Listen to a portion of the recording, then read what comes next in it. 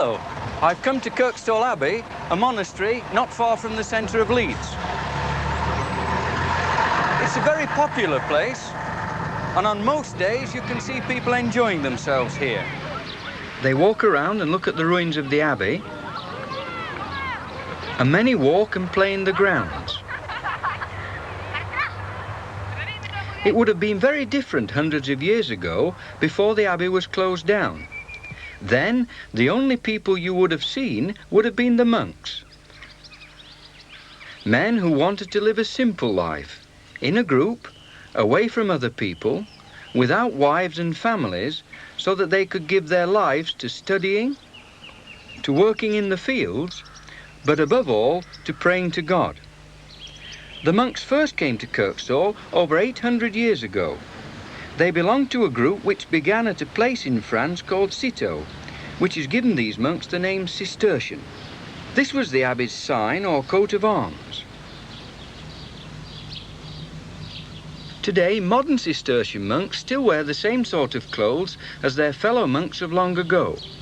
Sandals, white stockings, a simple white woolen robe with a black apron over it to keep it clean, and, for extra warmth, a cape with a hood.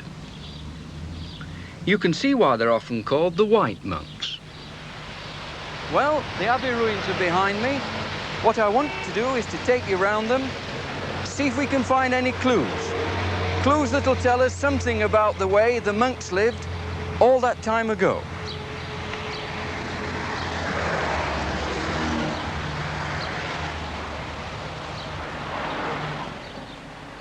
This model shows you what the abbey once looked like. And just before we look round the monastery, I want to give you some idea of the general plan of the buildings from the open square in the middle there, the part we call the cloister. This is how it looks today. Over there, on the left, is the church.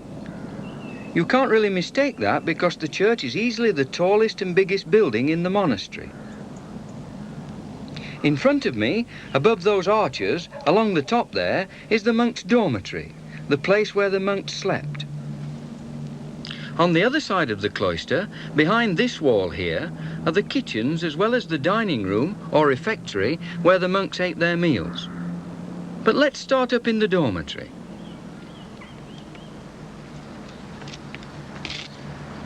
The monks followed a timetable like you do at school, except that they did the same things at the same time each day. And their timetable was not decided by meal times, but by church services. And there are at least 8 of them during the day. So the monks' day began here, in the dormitory, where they slept. There's not much to be seen now, is there? But this is how it once might have looked. A candle had to burn all night, and the monks had to sleep in their clothes so that they were always ready to do God's work as quickly as possible. They were allowed only 1 blanket and a coverlet, a pillow and a straw mattress. There was no heating because wherever you look in the dormitory, you won't find a fireplace. And there are other clues. Look, you can see the shape of the windows and how thick the wall was. And up there, there's a clue which shows you where the roof was. Can you see the mark there, like a V, upside down? So imagine the monks lying asleep here. Imagine as well what it must have been like to get up at 2 o'clock in the morning, because that's when the monks had to get up every morning. How they knew it was 2 o'clock, I don't know. Perhaps you'll have some ideas about that. What I do know is that it must have been dark and cold as the monks got up and went down into the church. These are the night stairs which lead straight from the dormitory into the church. And the monks would walk down here, their hoods over their heads to protect them from the cold. Now over there, on that pillar, you can see 2 marks. And some people believe that these marks show where a statue of St. Christopher once hung. The monks would look up here as they passed by because they believed that if they saw St. Christopher first thing in the morning, he'd protect them from harm for the rest of the day.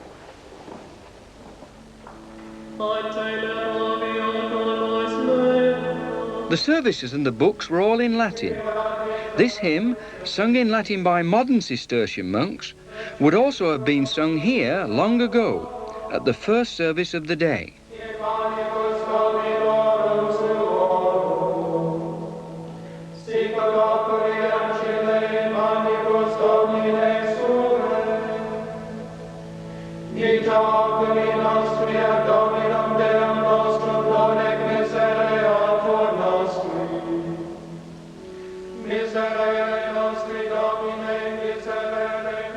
Today there's nothing left in the church except the walls and pillars, but the size of the church shows you how important the church was to the monks. It's the biggest building in the whole abbey. After the service, the monks would come through the doorway here into this square, which is called the cloister. And here they would walk in silence or pray until the next service. Looks very open now, doesn't it? But the monks would have had some protection from the bad weather. Up there on the wall are some square holes, see? They're clues which tell us that once a covered corridor ran along here. These square holes, one after the other, were for the beams which held up the corridor roof. So the cloister might have looked like this.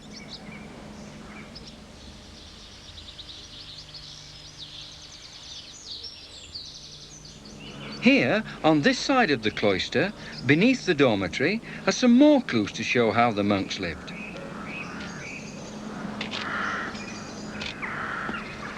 The monks spent a lot of their time praying, but not all of it. And each morning, at 7 o'clock, all the monks would come into this room, the chapter house. This big pillar helps keep up the ceiling, which has very pointed arches.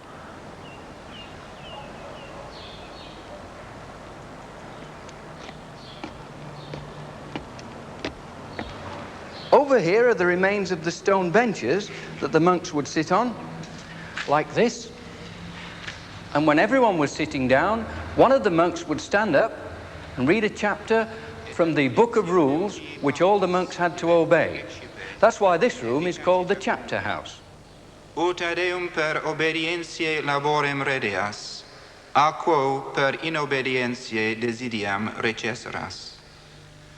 Ad te ergo nunc... Afterwards, the monks would talk and discuss the general day-to-day affairs of the abbey. After a while, more and more monks came to live here in Kirkstall, and the chapter house was no longer big enough. So they knocked down the wall here and built an extra part through here to make it bigger. And up there you can see that this time they had a different and stronger method of building the ceiling, using flatter arches, so that now there was no need for a big pillar in the centre, which got in people's way. What do you think's on the floor over there?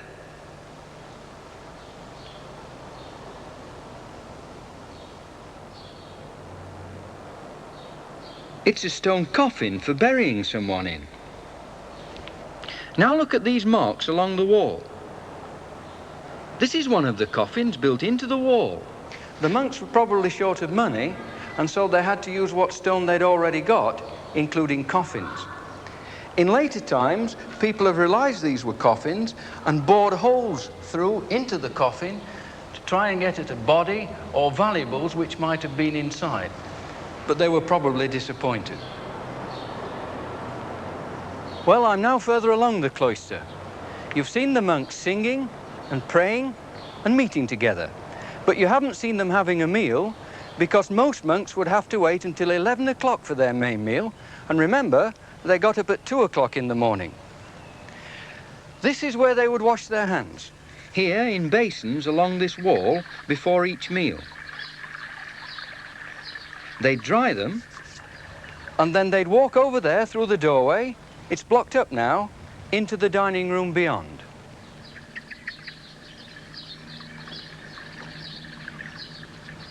This is the dining room. It's also called the refectory. There isn't much left of it now, but you can see down there that it had a tiled floor.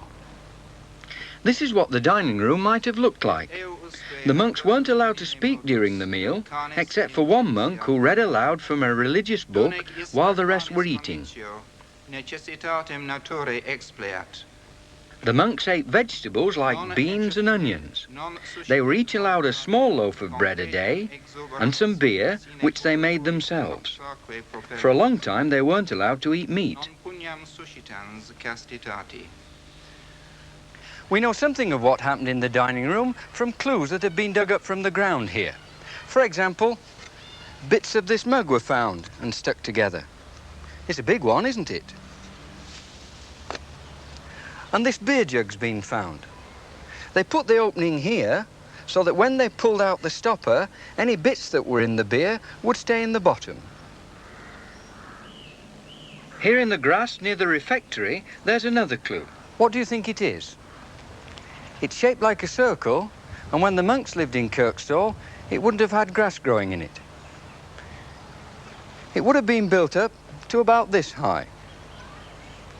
Just as the monks grew their own food, so they brewed their own beer. And this is the big tank, we call it a vat, in which the beer was brewed.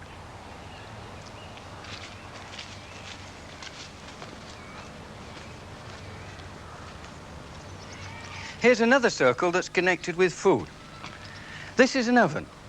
The monks would light a fire in here, rake out the hot ashes, and the heat from the stones here would bake the dough into bread. And you can even see over here how the heat has melted the mortar and made it black.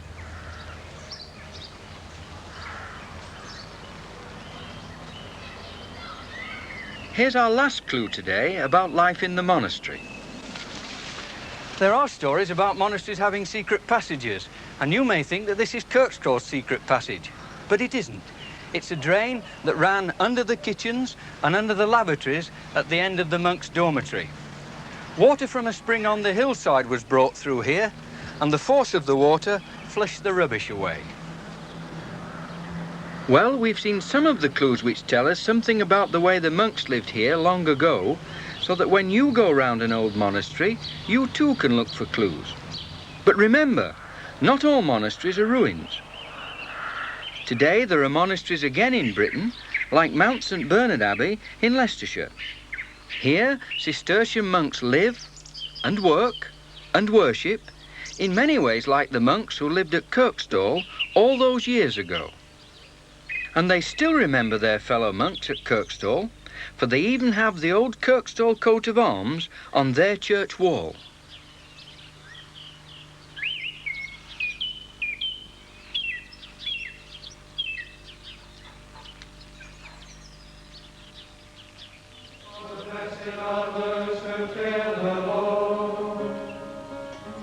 And walk in his ways. By the labor of your hands you shall meet. You will be happy and prosper. May the Lord bless you from Zion all the days of your life. May you see your children's children in a happy Jerusalem. On Israel peace.